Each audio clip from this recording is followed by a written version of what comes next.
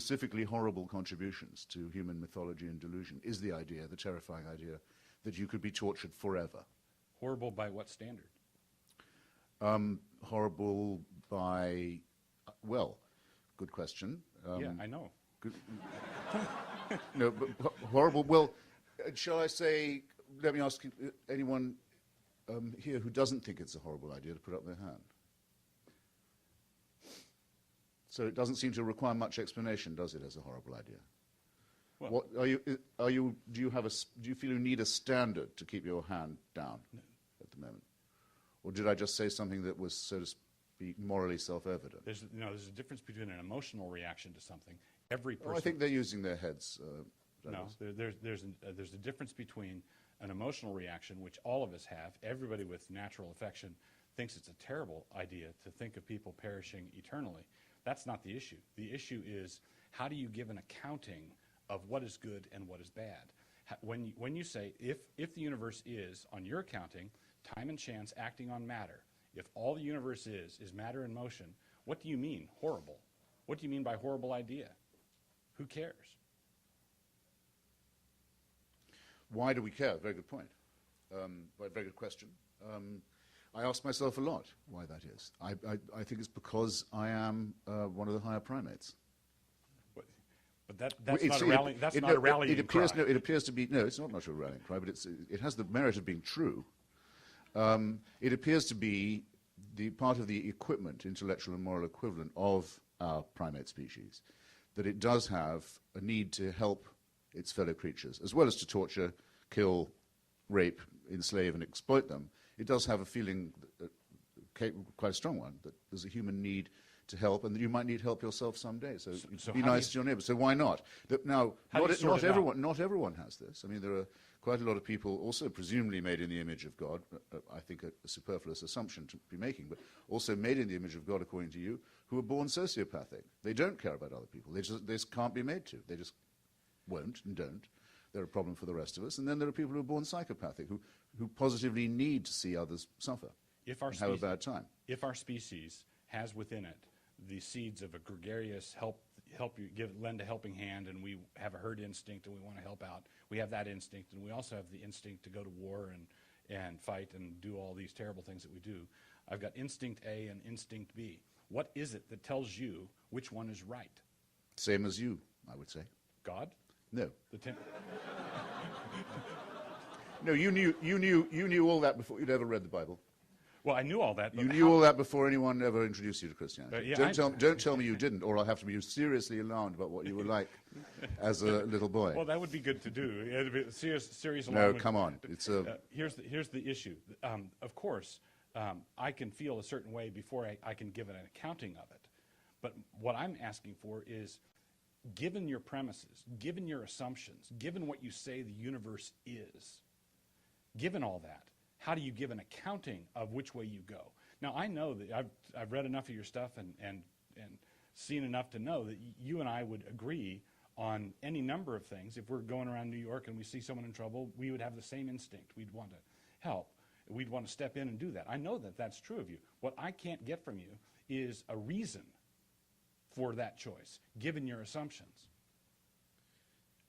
Well, I just don't think that the idea that there's a creator who supervises you and watches over you and intervenes in your life is a good or sufficient explanation of any of this. That's all. I know that. I know what. It's a burdensome assumption that makes it that, well, in that case, where are all the psychopaths and sociopaths coming from? They're all made in the image of God as well. Sure, I know what assumption. Why would God want to do that? Make someone innately wicked and a menace to their neighbors from the moment that they were born, because of the way they are. I know what you don't think works. What I'm trying to get is what you think does work. What does account for this instinct A, instinct B? Well, it's observable in other species, as you know. I mean, we're not the only primates who have families and solidarity and look out for each other and so on. There are other species as well. And other species go to war. Other species, yes, the mothers eat their young. Other species, how do I sort this out? Well, random mutation and natural selection produce quite a lot of discrepant results, but there are no results that cannot be explained by random mutation combined with natural selection. Whereas if you add a supernatural dimension, you explain everything and nothing. And something that explains everything doesn't explain very much. That's the notorious disadvantage of it. I like to give blood, for example. I positively enjoy doing it.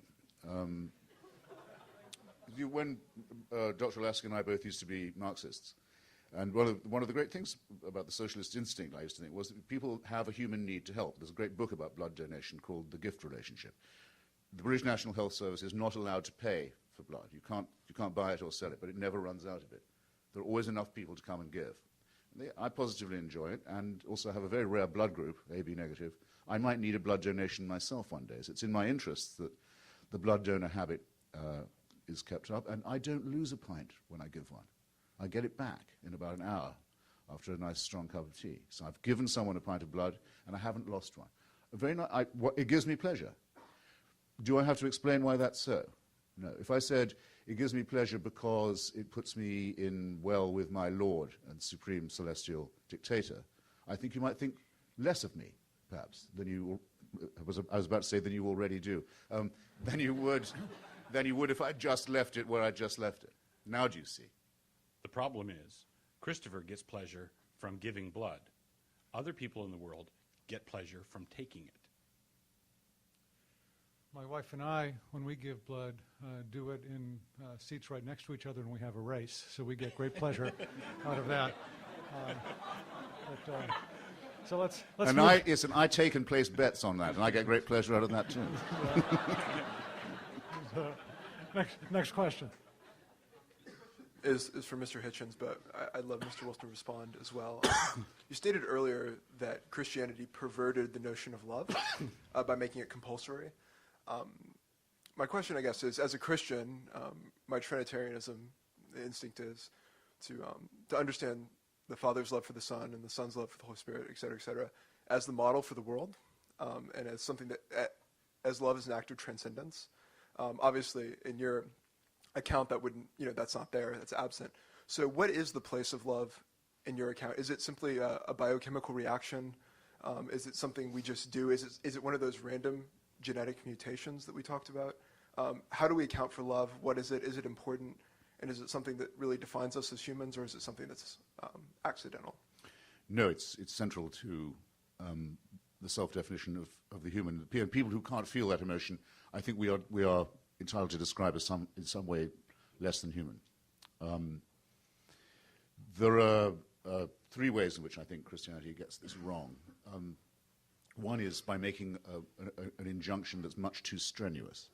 You're not just to be good to your neighbor and treat them as you would wish them to treat you. You must love them as yourself. In other words, you must be self-abnegating. I think that's unhealthy. You are not, in fact, ever going to succeed in doing that. You might find one person who you love as much as yourself, or even more, in your life, and you're very lucky if you do. It's a wonderful feeling. But it can't be enforced on you. You can't be told that's what you must do. That spoils the whole point of it. And it has another disadvantage, which is because it's too strenuous, and it can't be lived up to. In fact, you're always guilty. You've always fallen short. So organized masochism, another unpleasant feature, it seems to me, of Christianity. Contempt for one's own self-respect and integrity is enjoyed. Then there's the compulsory love. You must love someone, the Supreme Father, who you must also fear. You're also told you ought to fear. Actually, that is many people's relationship with their fathers. But that means that the divine doesn't improve on what the human mammalian family has already discovered for itself. And then the third, perhaps the most immoral of all, is the injunction to love your enemies. That I will not do. I know who my enemies are. At the moment, most of them, the most deadly ones, are Islamist theocrats with a homicidal and genocidal agenda. I'm not going to love them. You go love them if you want. Don't love them on my behalf. I'll get on with killing them, destroying them, erasing them, and you can love them. But the idea that you ought to love them is not a moral idea at all. It's a wicked idea, and I hope it doesn't take hold, especially on any of you seemingly serious, decent young people. What a disgusting order to love those people. Here's the destroy them. A couple of responses here.